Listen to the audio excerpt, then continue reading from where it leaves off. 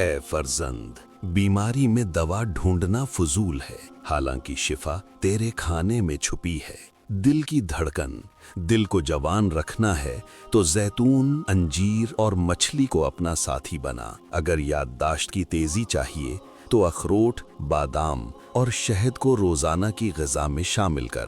پھیپھڑوں کی صفائی، سانس کی روانی اور تازگی کے لیے ادرک، لہسن اور شہد سب سے بڑی دوا ہیں۔ جگر کی تازگی، خون کی طاقت بڑھانی ہو تو چقندر، انار اور لیموں کھا، جسم کا ہر حصہ خوشحال رہے گا۔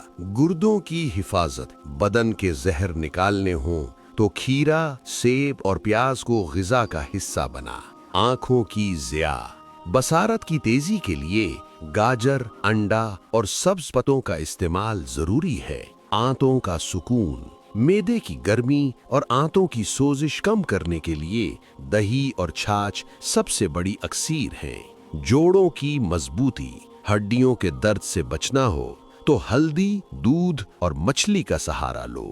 جلد کی چمک، چہرے پر نکھار چاہیے، کھیرا، بادام اور ایووکاڈو کو اپنی غذا میں شامل کر۔